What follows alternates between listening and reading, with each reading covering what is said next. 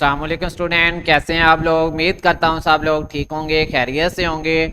तो स्टूडेंट, आज की इस वीडियो में हम बात करेंगे CS401P असाइनमेंट 2 सॉल्यूशन स्प्रिंग 2025। ठीक है, यह स्प्रिंग सेमेस्टर 2025 की असाइनमेंट है और असाइनमेंट नंबर 2 है। प्रैक्टिकल का सब्जेक्ट है, ये असेंबली लैंग्वेज प्रोग्रामिंग बुक है।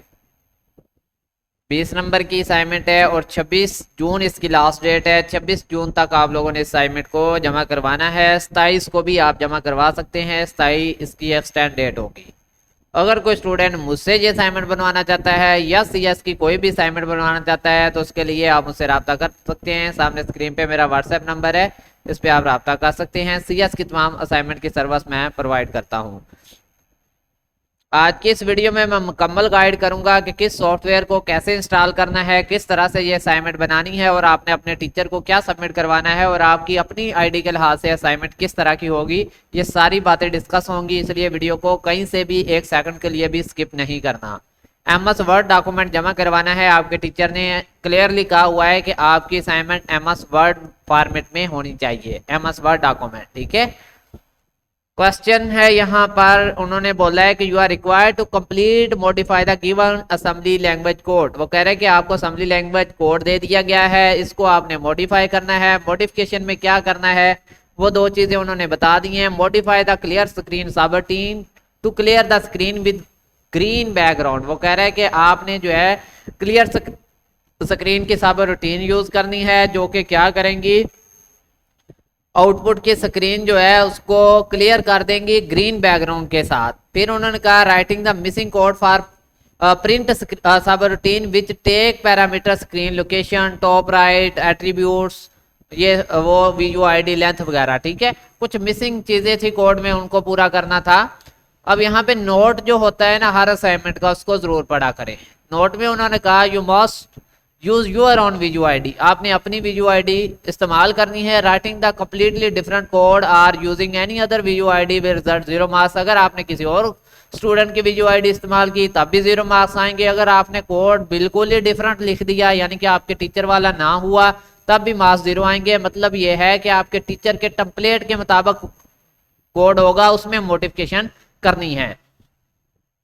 अब मैं आपको लेके चलूंगा यहाँ पर आउटपुट किस तरह से आना चाहिए आपका, इस तरह से। ठीक है, अब बात करेंगे इस असाइनमेंट को बनाने की, तो इसी वीडियो की डिस्क्रिप्शन में नीचे लिंक दिया गया है। डिस्क्रिप्शन क्या होती है, जहाँ चैनल का नाम होता है उससे थोड़ा नीचे आपको डिस्क्रिप्शन मिल जाएगी। अगर आपको लिंक नजर आ जाए तो ठीक है, वरना वहां पे सी मोर का बटन होता है, उस पर क्लिक करेंगे तो एक लिंक मिलेगा असेंबली लैंग्वेज सेटअप के नाम से, उस पर क्लिक करना है। जैसे क्लिक करेंगे आप इस पेज के ऊपर आ जाएंगे। यहाँ पर आपने आके ये डाउनलोड बटन होता है, इसके ऊपर क्लिक करना है। जैसे आप इसके ऊपर क्लिक करेंगे ये थोड़ा सा टाइम लेगा, फिर आपसे ये डाउनलोड के लिए बोलेगा कि कहाँ पे आपने डाउनलोड करना है इस फोल्डर को। तो स्टूडेंट मैसेज कहते हैं कि सर लिंक वर्क नहीं कर रहा। आप वेट नहीं करते, लिंक वर्क करता है। ये देखें, अब आपने इसको किसी भी ड्राइव के अंदर रख देना है, जैसा कि मैंने C ड्राइव के अंदर इसको रख दिया। ठीक है, उसके बाद जब आपने इसको C ड्राइव के अंदर रख लिया है तो फिर आप आ जाएं अपनी C ड्राइव के अंदर। ठीक है, ये देखें, ये मेरा असेंबली लैंग्वेज सेटअप डाउनलोड हो गया है। इसको आपने क्या करना है, अनजिप करना है। अगर तो आपके पीसी के अंदर अनजिप के लिए सॉफ्टवेयर इंस्टॉल है, जिप और अनजिप करने के लिए, फिर तो वेल एंड गुड है। अगर नहीं इंस्टॉल तो फिर आपको इंस्टॉल करना चाहिए, क्योंकि बकिया असाइनमेंट के अंदर भी बहुत सारी असाइनमेंट होती हैं जिनको जिप करके आपके LMS के ऊपर अपलोड करना पड़ता है। तो वो सॉफ्टवेयर कौन सा होता है, वो WinRR सॉफ्टवेयर होता है। तो ऑलमोस्ट सारे पीसी के अंदर ये इंस्टॉल होता है। अगर आपके पास है तो ठीक है, अदरवाइज आप इसको इंस्टॉल करके रखें। आज देखें, इसको हमने अनजिप करना है तो इस सॉफ्टवेयर की मदद से ये अनजिप होगा। अब यहाँ पे देखें, यहाँ पे भी मिस्टेक करते हैं बच्चे के, यहाँ तो वो एग्जैक्ट हेयर कर देते हैं या एग्जैक्ट फाइल कर देते हैं, तो इसकी वजह से बहुत सारी फाइलें एक जगह पे ओपन हो जाती हैं। आपने ये करना होता है exact to assembly language setup, इसके ऊपर क्लिक करेंगे। जैसे मैंने क्लिक किया, मेरे पास एक सिंपल फोल्डर बन गया है। ठीक है, अब आपने इस फोल्डर को ओपन करना है। इस फोल्डर के अंदर एक फोल्डर है, उसको भी ओपन करें और ये वो सॉफ्टवेयर है जिसके ऊपर आपकी असाइनमेंट बननी है, इसको इंस्टॉल करना है। डबल क्लिक करेंगे, ये आपसे इंस्ट्रक्शन मांगेगा, परमिशन मांगेगा, आपने यस करते जाना है, नेक्स्ट करते जाना है। एट द एंड ये इंस्टॉल हो जाएगा। DOSBox 074 कैसे चेक करेंगे ये इंस्टॉल हो गया है? यहाँ पे आप डॉस लिखेंगे तो आपको पता चल जाएगा कि ये मेरे पास इंस्टॉल होके आ गया है, डॉस बॉक्स 0.74, ठीक है। अब यहाँ पे बात करेंगे कि ये क्या है। ये वो सॉफ्टवेयर है जिसके अंदर, सॉरी, ये वो फोल्डर है जिसके अंदर आपने अपनी फाइल को रखना होता है .asm की। अब इसको कॉपी करें। आपके पास कोई भी ड्राइव हो सकती है, C है, E है, F है, H है, ठीक है। मेरे पास एक ही ड्राइव है लोकल डिस्क C की। इसके अंदर मैंने जाके इसको पेस्ट कर देना है। तो चलें जी, इसको पेस्ट करते हैं। जैसे ही मैं पेस्ट के बटन के ऊपर क्लिक करता हूं, ये देखिए मेरे पास एसएम सॉफ्ट का फोल्डर यहाँ पे आ गया है। अब इसको भी हमने अनजिप करना है, लेकिन इसमें गलती नहीं करनी। अगर आप इन तीनों ऑप्शन में से कोई भी सिलेक्ट करते हैं तो यहाँ बहुत सारी फाइलें बन जाएंगी जिनको बाद में डेल करना भी मुश्किल हो जाएगा। आपको पता ही नहीं चलेगा कि पहले से फाइलें कौन सी थी और फोल्डर से निकल के कौन सी यहाँ बन गई हैं। तो आपने ये वाला ऑप्शन चूज करना है। बात पूरी सुन लिया करें, फिर अमल किया करें। हमेशा जब भी असाइनमेंट बनाने बैठते हैं एक दफा पूरी वीडियो देखें, फिर असाइनमेंट स्टार्ट करें ताकि आपको सारी चीजें क्लियर हों। अब देखिए एग्जैक्ट टू एसएम सॉफ्ट के ऊपर मैं क्लिक करता हूं। जैसे मैं इसके ऊपर क्लिक करता हूं तो देखिए मेरे पास एसएम सॉफ्ट का फोल्डर बन के आ गया। अब जो भी फाइलें हैं वो इसके अंदर हैं, ठीक है। अब ये फोल्डर मेरा कहाँ पे पड़ा है? लोकल डिस्क C के अंदर। अब मैंने असाइनमेंट बनानी स्टार्ट करनी है। तो यहाँ पे मैं आपको एक सिंपल नोटपैड के अंदर असाइनमेंट बनाना सिखाऊंगा, क्योंकि ये हर लैपटॉप के अंदर बाय डिफॉल्ट होता है, विंडो के साथ मिलता है। अब मैं इसको क्लिक करता हूँ, नोटपैड मेरे पास सिंपल ओपन हो गया। फाइल के बटन पे जाता हूँ, सेव एज के ऊपर क्लिक करता हूँ, ठीक है। और यहाँ पे मैं लोकेशन देता हूँ वो वाली जहाँ पे मेरा एसएम सॉफ्ट फोल्डर पड़ा है। यहाँ पे मैं गया, मेरे पास ये लोकल डिस्क C के अंदर एसएम सॉफ्ट का फोल्डर मैंने इसको अनजिप करके रखा है। इसके अंदर मैं आ गया। ये अब यहाँ पे मैं फाइल सेव करने लगा हूँ एसएम सॉफ्ट के अंदर। तो फाइल का नाम मैंने रखा है P, आप कोई भी रख सकते हैं, ठीक है। यहाँ पे देखें ऑल टाइप सेलेक्ट किया करें, ऑल फाइल। जो भी आपके पास जितनी भी नजर आ रही हो सबको आपने छोड़ के ऑल फाइल सेलेक्ट करके अब यहाँ पे जो भी नाम रखा है उसके बाद .asm लाजमी लिखें। जो बच्चे .asm साथ में नहीं लिखते उनका मसला आ रहा होता है, ठीक है। यहाँ पे मैं मैग्नीफायर भी ओपन कर लेता हूँ ताकि ना आपको आज साथ साथ चीजें क्लियर करता जाऊं। ये देखें, ये आपने .asm लाजमी साथ में लिखना है, ठीक है। यहाँ पे आप लोग मिस्टेक करते हैं कि या तो .asm नहीं लिखते। अगर .asm लिख लें तो नीचे से ऑल फाइल नहीं सिलेक्ट करते, वो एक टेक्स्ट फाइल बनती है, फिर वो रन नहीं हो रही होती। तो ये बहुत ही ज़रूरी है कि आप जब नाम रखें अपनी असाइनमेंट का, चाहे आपने रखा CS401P लेकिन बाद में लिखें .asm, आपने रखा A बाद में लिखें A.asm हो जाएगा, ठीक है। जो नाम भी रखा है वो रखने के बाद लास्ट में एक्सटेंशन लगानी है .asm की और नीचे ऑल फाइल सेलेक्ट करके सेव के बटन के ऊपर आपने क्लिक कर देना है। जैसे आप इसके ऊपर क्लिक करेंगे आपकी ये फाइल सेव हो जाएगी। इसके अंदर आपने कोड लिखना है। कोड कौन सा लिखना है? ये वाला है। यहाँ पे आपने अपनी VUID देनी है। बात समझ आ गई? दो जगह पे पूरे कोड के अंदर चेंजिंग करनी है। पहले चेंजिंग बता दूंगा, बाद में कोड दिखा देता हूँ आपको पूरा। सबसे पहले तो यहाँ पे आपने अपनी VUID डालनी है। दूसरी चेंजिंग लास्ट में चले जाना है और यहाँ पर ये मैंने कमेंट्स डाला हुआ है लाइन नंबर 67 मूव AX के आगे आपने यहाँ पे 5 की जगह पे अपना डिजिट डालना है। कौन सा डिजिट डालना है? जो भी आपकी VUID के लास्ट में पहला जो होगा ना, पहला डिजिट वो। अब यहाँ पे देखें मेरा जो पहला डिजिट है वो 5 है, तो मैंने यहाँ पे क्या एंटर किया है, जाके जरा चेक करें। यहाँ पे मूव AX में मैंने यहाँ पे 5 डाला है, ठीक है। अब एक चीज और है कि अगर आपका फॉर एग्जाम्पल यहाँ पे 0 होता तो फिर क्या करना था? फिर आपने 0 नहीं डालना।